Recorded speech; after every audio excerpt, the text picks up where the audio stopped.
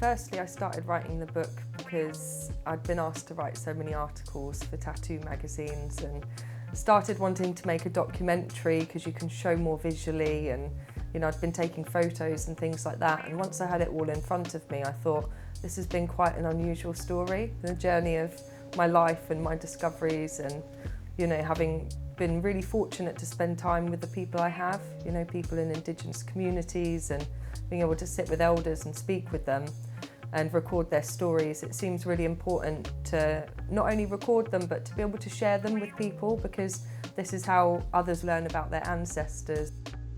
I think I've had quite an unusual story, so there's a bit of me in there as well. It's a bit of my story and what it's like travelling to these places, because you end up in the jungle sat with these elders having amazing conversations, but getting there is, that's tough sometimes. Sometimes I've walked through swamps, rivers, jungle with no path, and you've just got to get through it with a knife.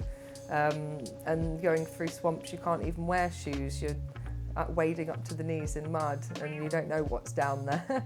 So, but there's only one way to get to these places, and when you do and you see the panoramic view, it's really worth it. So just trying to share that with people. I was born in 1989 to Jackie and Steve. My mum, Jackie, she was a privately educated Londoner.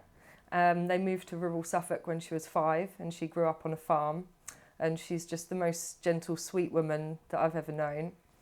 And my dad's always been a rebel. When they were courting, she used to go out on his motorbike and ride pillion and things like that. So, Dad had always rebelled his way through life, and he wasn't stopping there. So I've had an interesting experience with having two different sides of parenting, a really sort of affluent side and a really sort of rock and roll side. So I'm a good mix of both.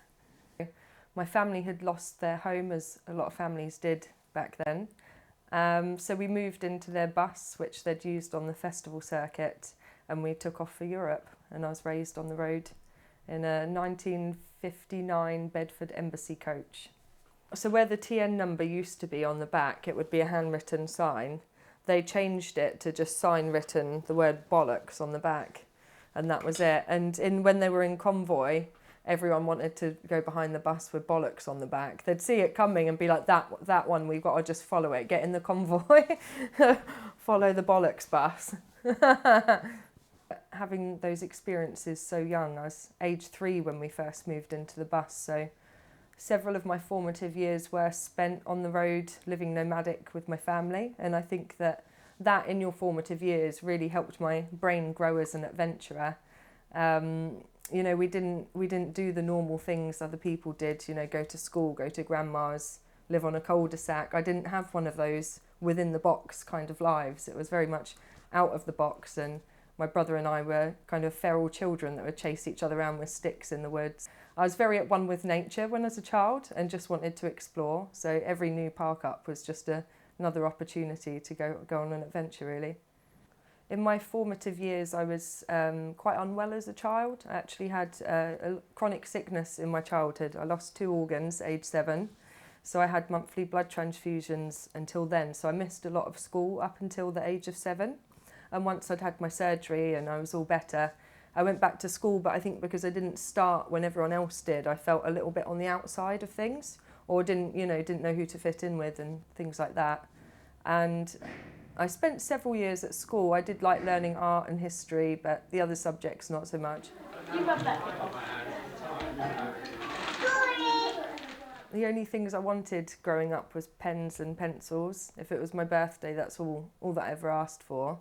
I just loved drawing, and my first memory of drawing was, I think I was drawing dreams I'd had and films I'd seen. That's what inspired me. And I remember holding the page and, watermarked paper when, it's got something written there or whatever that you can kind of see in the page. It's like the drawings were already there in a watermark in my imagination, and I was just copying the lines that I could already see there. I remember that being my first memory of what it was like making a drawing. When I was a teenager, I was 13, and I decided I wanted to be a tattooist, and that was that. I've always been quite stubborn, and that's what I wanted to do, so I did. But I stopped going to business studies and sociology. I decided business studies because I'd wanted my own tattoo studio one day. At that age, I knew. but they were teaching us about franchises and things that I just knew weren't what I wanted. So I dropped 2 subjects, started teaching myself instead, taught myself a lot of art, and I actually got a part-time job in an office, age 14, and finished school with actually a good CV and all of my basic qualifications with A's in art and history. The first time I went into Rabbit's tattoo studio, it's called Grin and Wear It in Lakenheath, Suffolk, because you don't grin and bear it, you grin and wear it. So I thought this was a cool shop, and I went there. I heard that they'd been looking for a receptionist, and I'd do anything to get through the door and just get a job in a tattoo studio. Learn from there, but they'd actually employed a receptionist by the time I'd heard and driven out to where they were. But they let me fill in an application form for the future in case they needed anyone. But what I did is I turned it over, and the blank sheet on the back, I wrote a really nice letter just saying how much I wanted to be a tattooist and what I'd already been doing to make steps to learn. Like I'd been drawing tattoo flashes, I'd bought a kit, things like that. I'd been following a friend round that was a tattooist to get any info she could give me. And Rabbit could see my enthusiasm. He could see that, that's just all I wanted, and he was happy to let me start right away. Yeah, it's not easy to tattoo. It's not a straightforward process. So sometimes when I'm tattooing, I can't even take a full breath. So when you're drawing a straight line, it's really, if you breathe, you get a mark in it. So it's quite tense, it's all encompassing. And I think that's why I find it meditative, because you have to block everything out and just be in the moment with the client and tattooing. I think for me, tattooing is the only thing that quietens my mind fully. So it is like a meditation for me, and that is where I find my zen. So that's just naturally where I want to be. And having grown up, spent time sort of, hours in my room drawing by myself with my music on, really it's me doing that as an adult in my studio with the music on, the clients in. Not much has changed, it's still where I find my zen. Yeah, it takes years to learn to be a good tattooist. Really, I think 5 years just to be comfortable tattooing and to have tried each type of design and really know how to execute them. Welcome to my home. This is where I hang out. It's where a lot of the creativity happens. And I do have an aerial rig in my front lounge. This is where I do trapeze, rope and silks, quite literally climbing this instead of the walls. So I was introduced to the festival circuit quite young. And as an adult, I used to tour the British festival circuit as well, performing trapeze. So I was with a travelling family circus, and they're amazing. They had 4 kids that performed with us as well, doing all the music and lighting and rigging.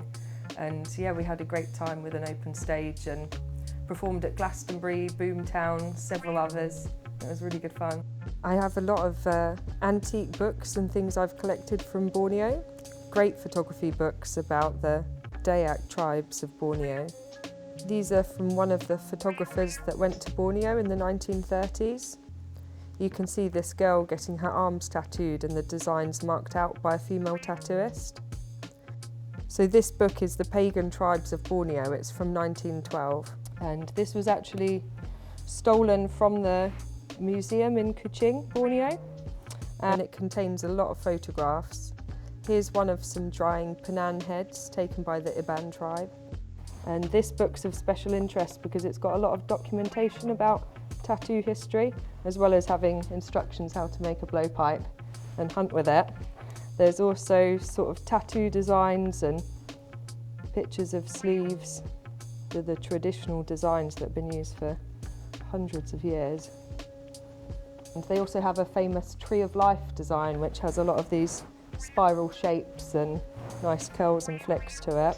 My Indigenous tattoo teacher, Jeremy, told me about this book and said that he's seen volume 2 but had never even seen volume 1 because it was stolen from their museum in Borneo, and it contains antique photos of tattoo designs and tattooed people. So I thought it was a valuable bit of our research, and I'd even like to take this back to the museum in Borneo and we can return and make a film there. I think that that's where it belongs, so it would be great to add that back into their collection. Within these books, I'm finding tattoo designs and original pictures and photographs which show us how the tattoo designs were originally made, what the patterns looked like, and which designs belong to which tribes. And this is an antique print from Borneo. It's in colour. You can see the patterns along the back of this guy's legs are very different to the thick black flowers we get on the shoulders. So that's a more modern style. The older style was a lot finer lined, and it varied from tribe to tribe as well. So the more evidence we can find, the more we can piece together the design history with the tribe. History is an endless topic, and there's always something more to fascinate you. You know, you can always go back further or look in a different area and, you know, an architecture or a design style or something's changed with another influence from another place around the world or another person's perspective. Yeah, it's really nice sort of making sense of who we are and where we've come from learning, you know, real accounts of history and looking at artefacts. My first day as a full-time tattooist, we decided to shut the tattoo shop because we heard there was a tattooist from Borneo who'd come all the way over to tattoo in our friend's shop in Norwich. And he used hand tap sticks to do the tattoos. So just 2 wooden sticks, one hits the back of the other and one has the needle tied to the end. So here's an antique one from Borneo. This is a hornbill bird with a deer antler that's carved to hold the needle here. And this is what you'd use to put the ink in. And then they have another stick and tap the back of this to make the holes in the skin. So I got hand tapped by Jeremy from Borneo. He was wearing traditional clothing and told me all the meanings of the designs, and we shared stories about travelling around the world. And he also invited me to Borneo, which at age 18 was the most exciting thing that had happened to me. So of course I accepted the offer. Most people think that it's really painful, especially when you hear the sticks tapped together. People think that you're hammering it into the skin, but you're really not. It doesn't take much for a needle to pierce the skin. It's quite gentle. It felt more like being pinched than being tattooed. And because it's rhythmic, you get into a bit of a trance with it. When you hand tap, quite often, you know, you're on a mat on the floor laid down, whereas, you know, sat in a chair like this, you feel a bit more, you know, tense. Whereas when you're laid on the floor and you've got this tapping going on, you get into a little bit of a trance with it, or there's something relaxing about that. And it does create a different effect. The lines have like a softer edge to them, and it really is more suitable for Indigenous art. But I think that this is really, really quite special, and I'm quite honoured to have been taught that by Jeremy. I'm the only European that knows how to hand tap Iban style. And there's not many people that even hand tap Iban style. So I feel like it's a really precious method that we can't lose. So for me, it's just great to be able to be one of the people that can keep that tradition on. I think because I grew up with a very simple upbringing. You know, we lived in a bus, we didn't have modern things, we didn't have mains power and running water even. So I've been used to having quite a simple life with amenities, and from spending time as an adult living in my own bus and boat and things like that, I think it really helps me when I'm in the jungle, because having that nomadic life and basic setup, you know, a lot of people can't spend time out of a house, but for me it's really quite natural. And I think because I've had some challenges in life, because I've had near-death experiences with car accidents and operations and things like that, I just feel real value for every day that I wake up. Like, I want to make the most of every day, because each one really is a blessing. And when you've had to pray for your days to continue, you tend to make the most of them once you've got them. And, you know, when you feel fit and healthy and you're in the most wonderful bits of nature, it's such a blessing. You can really feel alive in those moments. My book, Ancient Tattoo Revival, is a global journey through tribal tattooing to contemporary culture. So it's a bit of my story going around the world and having the opportunity to stay with all these remote tribes and sail across the Pacific and, you know, work with Sea Shepherd and things like this. People usually, you know, want to know how that happened. It's really quite thrilling to read the story of the tattoo practice itself, the journey to try and identify elders that can show and teach, and also to read about the film project to bring this to light. And most helpful of all is that Fade can write, and you can really join her on that journey, not just to experience the thrill of learning from these elders that are showing the secrets, but also to try and make a film and to try and publicise what is a really, really fascinating aspect, not just in historical, cultural, anthropological terms, but in contemporary popular culture. So I was mostly inspired to write that book because the stories aren't being recorded and because so much is being eroded with the changing modern world. So capitalism, religion, the environment, you know, a lot of these tribes' futures, they look quite different now to 100 years ago when people really did live traditionally. After travelling to Borneo in my summer holidays and tattooing with Jeremy and meeting the tribes and starting to record bits of their history, because their language is spoken, not written, I would hear stories that the elders would then pass and no one's there to tell those stories. So I started writing them down and taking pictures and asking them about how their tattoos were made and what for. And then I started to get interviewed a lot by tattoo magazines. And in the end, they asked me to write the articles because I was the, I guess, expert on the topic. I'd been there and seen the things. So they asked me to write the articles and I wrote freelance for most of the tattoo magazines. I also made a small documentary in Borneo called Point of No Return, and that was with the Iban tribe. We researched their tattoo history and stories they have around that. It was really amazing. That was filmed in the tribal longhouses in Sarawak. So there's a lot of the information from making that film I've been able to put into the book as well. Once I started researching the meaning of the designs and the tattoos and the purpose, you know, why they received them as well. It's not just about the design, it's about the whole ritual of even being able to have one of these tattoos when you become an adult or when you have a family or you've achieved something within the community, you would get a tattoo. And sometimes when you've travelled to another place, you've been to another village or another country, you would get their mark. It's like a stamp in your passport and you bring it back with you. So your tattoos speak for you. You know, the designs will show which family you're from, which tribe you're from and where you've been and what you've earned in your life, what you worked for or what your role is in the village. So really people are quite proud of their bodysuits. It's, you know, it's a bit like having a really good CV. And actually, you know, women really like looking at tattooed men. Everyone that I've spoke to in the villages, the old boys, I said, why did you get your tattoos? And they said, well, I wouldn't have got a wife otherwise. This man here I met in Sarawak, in my friend's village on the Squang River. And he was over 100 years old. He's got his throat tattooed, the bunga trung on the shoulders, and they go right down his legs. So he's got the full Iban suit, including the back piece. And the stories he had were just amazing because he was born in early 1900s. He'd never met a Westerner. You know, people didn't go to Borneo back then, or not many people. So the stories he had and the way that he grew up is just so different. His perspective and why they got the tattoos, it's just really fascinated me.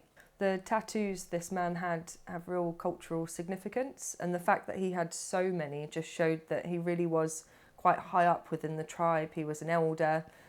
Quite often it was royals and upper class people that were tattooed, or people with a skill set. So he was either a master warrior, potentially took a head, or, you know, a lot of the females had, if they're a master weaver, they'd have tattooed hands and things like this. So it really shows a skill set. And it was a rare opportunity to be able to meet someone who had genuinely been a headhunter in their life growing up, you know, in his 20s. The world looked very different. And the experiences he had to be able to earn those tattoos, no one has now. So his stories are really unique. One of my favourite tribes that I've spent time with is in the Mentawai. It's just so remote there. It makes Borneo look on-grid. It's that off-grid that, you know, there's no gas, electric. It's just so remote and so original. People don't even have cotton fabric there to wear as clothing. It's made from bark pulp and like a cloth tied around the waist. But they're decorated head to toe with tattoos. And it's called the eternal clothing because they believe that this is the only thing that you take to the grave with you. And the purpose and meaning for their tattoos is really quite special. So within the tribe, if you're a young person growing up, you would get your hands tattooed first. And this is a sign that you can find food. So you can be trusted to hunt or to farm. And people know that this kid, you know, no one has to feed them. They can sort that by themselves. So after that tattoo, you'd then get the rotan down the arm, these vines down the arm, because rotan is their most important plant. They make all their baskets and mats. It's very special for the tribe. And when you're ready to have your own family there, you would get a certain tattoo. When you're an elder within the village that can not only manage your own family, but manage families within the community, you would get a different tattoo, and it's the mark of the elder. And I really like the values that it teaches. It really teaches about being a good person in the community and having a good role in the village. I've seen firsthand the detrimental effects that logging have had in Borneo.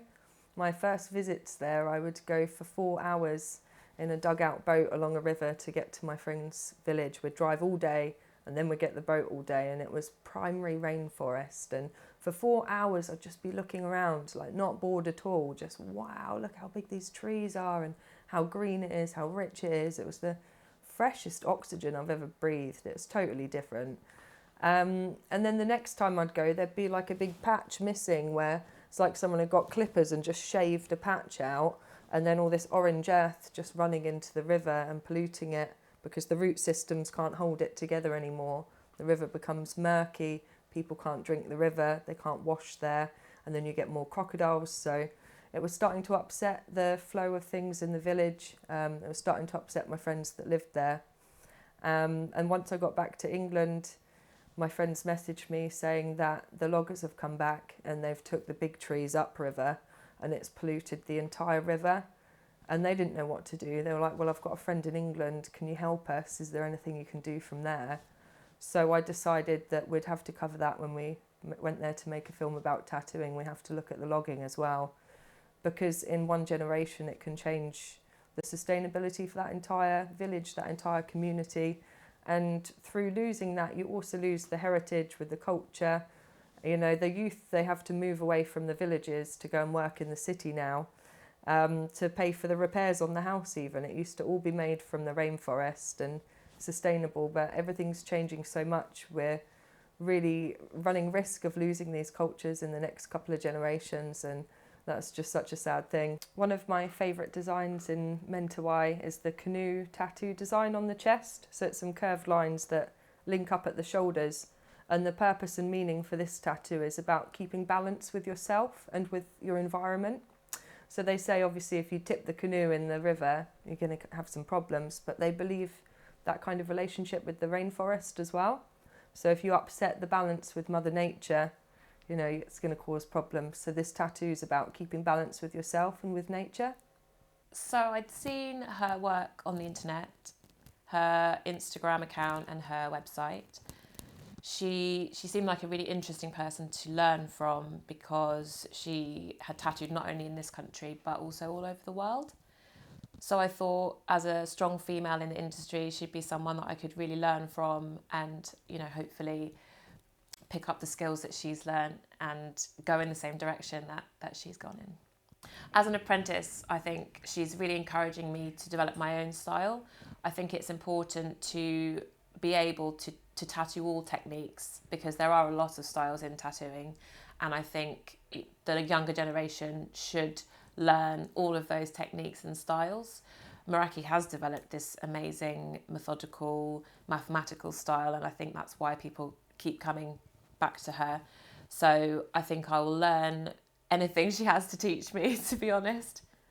With my particular style of tattooing, the geometric dot work tattooing, I think this was first inspired by the patterns that are within maths. So the Fibonacci sequence, the golden ratio, everything in life is made with these patterns. They're the growth pattern of cellular division and plant life and everything. It's really fascinates me. It's like a magic code. And I started trying to put that into my drawings, and I'd previously done architectural drawings, so I like doing technical work, working with measurements and things like that. So I was always fascinated at these formulas and like to break down patterns to find out how they're made. So I've tried to express that. I've been very influenced by MC Escher. I really like his pattern work, impossible shapes, things like that, anything that's an optical illusion. And that's why I started designing wallpapers and called it Smoke and Mirrors. So it's about transforming square space. I can tell you something about Fade, which I find really inspiring, is her attitude of anything is possible. But that sounds so cliche. It's not just that anything is possible, it's that it will be possible and it will happen. And she doesn't believe any other way. So I did quite a lot of research of tattooists all around the world, and I loved the work that Faye did, and the geometry and the geometric style, and even with a 12-month waiting list, Faye was the person for me. The wedge-tailed eagle is the national bird of Australia. It's incredibly resilient. It can fly at 8,000 feet, very powerful, can pick up kangaroos if it wants to as part of its prey. My prior portfolio was $350 million per annum, and there's a lot of pressure to achieve cost savings for the company and also keep supply chains moving. So the resilience required in order to achieve those annual objectives was a key factor. My view of people's reaction is actually really positive. It's, wow, look at that piece of art. It's not, oh, you've got a tattoo, you must be a sailor or in a bike gang or something like that. I've always liked to study where certain pattern making comes from. So as well as, you know, the maths formulas and the Fibonacci, I've researched architectural patterns from all around the world. So Light Eye from Thailand is an ornamental style architectural pattern that they have on all of the edges of the buildings or the collars of their tops. That works really well with mandalas. There's a lot of influences from India, from Mendi, from Islamic art. You know, they're really famous for this with floor tiles, things like that. So any new type of pattern I find, I always try and figure it out and break it down into its fundamental elements and try and recreate it. And I think after going around the world and experiencing a lot of different places and different cultures and trying to understand what their patterns are and why they make them that way, you know, every little curl in a design can mean something different or show that it's from a different time or a different village. If something means strength to someone, they're going to find strength in that. And if a design means protection, someone's going to feel security from that. Or if it's a mark of their ancestors, they're going to feel closer, that bond to their ancestors from having that marking. So I think it really can change people. It can be quite transformative when people can express themselves. Yeah, and especially when it's to do with their culture as well. I think that's really important. The tattoo that starts on my hand here begins with the symbol for the golden ratio. So that's the maths pattern that's within all geometry. And yeah, it continues with a mandala and fractal patterns up my arm. So this is really typical of my style and the style that I'm really into. Some of my other favourite tattoos are the clipper ship I got from Shanghai Kate. She tattooed me with Sailor Jerry's tattoo machine and had left it for her. It was engraved for Kate after they ran a studio together for 8 years in Hawaii. And when I visited Kate, she told me the story about earning her clipper ship tattoo and what that meant to her, because she was told that that was a man's tattoo, she wasn't allowed. And 40 years later, she ends up getting it. So she passed that on to me. So that's one of my favourites. When I got hand-tapped tattooed in Borneo by the tribal elder, my friend's great uncle, I'd been begging my friend for the day to ask him to tattoo me, and he'd agreed for the next day. So I was beside myself with just honour that this guy would come out of retirement to tattoo me, and it's potentially the last tattoo he was going to do. So I just felt it was really special, like a museum piece. And so the next day I was all prepared, I'd had breakfast, I was sat on the rattan mats in the tattoo convention, and he got a biro to draw the design on my ankle. It was a little fish hook, which is the symbol of Scrang River. And he was trying to draw it on with the biro upside down, so the plastic top at the bottom, and it wasn't making a mark on my skin. At that point, I started sort of looking around myself and thinking, this guy's blind. I'm getting tattooed by a blind man. So I spoke to my friend. He converted into the tribal language and reminded his great uncle to put his glasses on. So we all had a good laugh. He put his glasses on, finished the design with the pen the right way round, and we all we all decided it looked great. So he set up the tools, getting ready to tattoo, takes the glasses off, picks up the hand tattoo sticks and starts hand tapping me. So what was a fish hook around this big ended up about this big by the end.